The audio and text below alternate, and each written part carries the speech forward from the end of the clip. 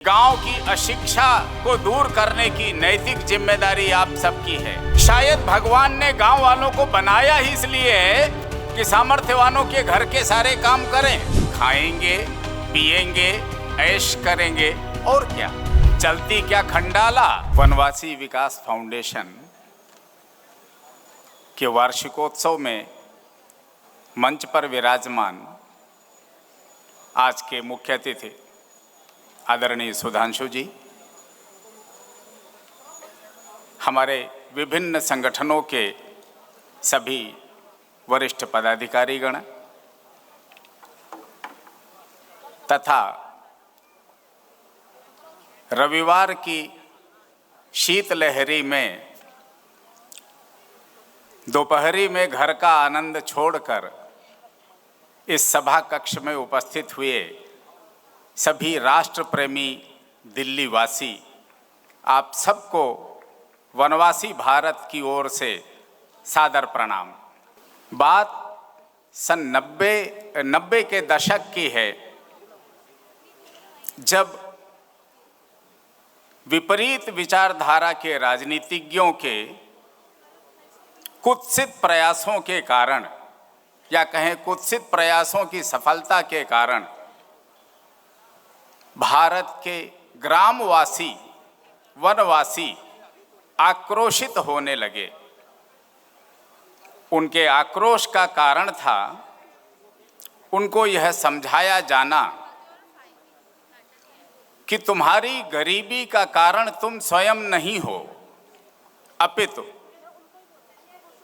समाज के वे सामर्थ्यवान लोग तुम्हारी गरीबी का कारण हैं जिन्होंने तुम्हारा शोषण किया है, सदियों से अपनी तिजोरियां भरी, हवेलियां बनाई और तुमको भूखा मरने के लिए छोड़ दिया।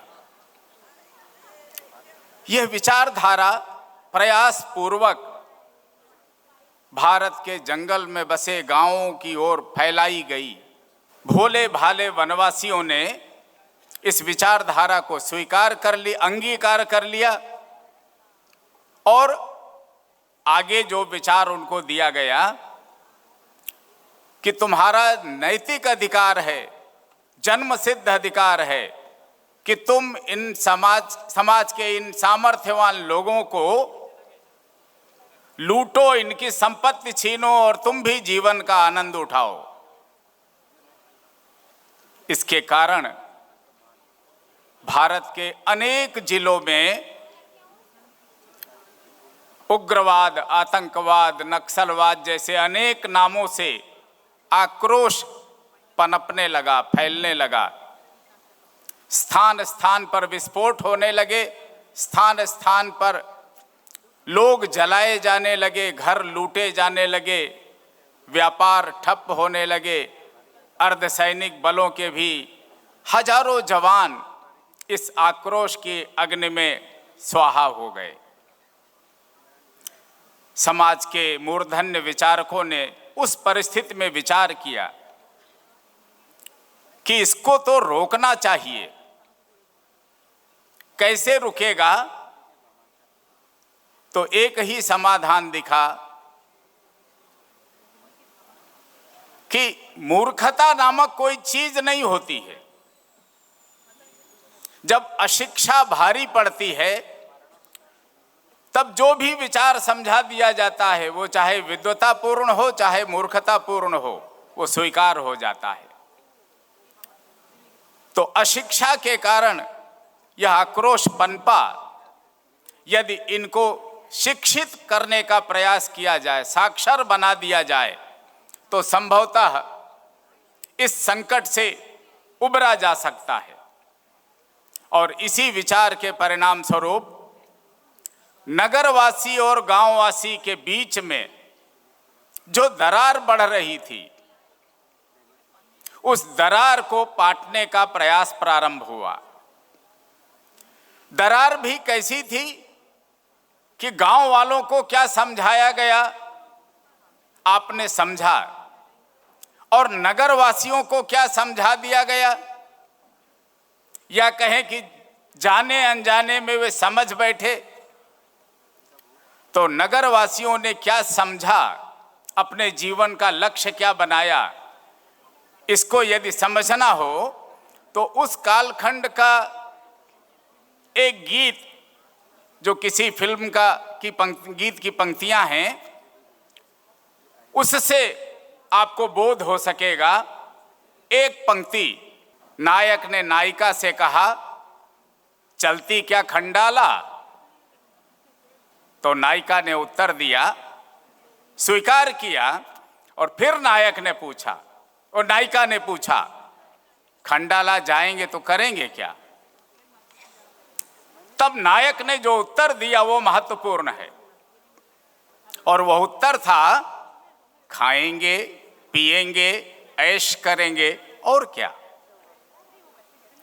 हमारी आज की युवा पीढ़ी के जीवन का एक ही लक्ष्य, उच्च शिक्षा ग्रहण करेंगे, अच्छा पैकेज प्राप्त करेंगे, तत्पश्चात खाएंगे, पिएंगे, ऐश करेंगे, और क्या।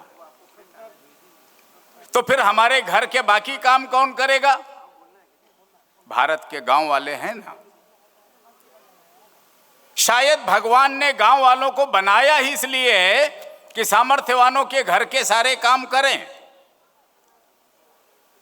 यही वह विचारधारा थी जो उस गहरी होती खाई को बढ़ाती जा रही थी, और ईश्वर ने यह खाई पाटने का जिम्मा लगाया एकल अभियान के हिस्से में।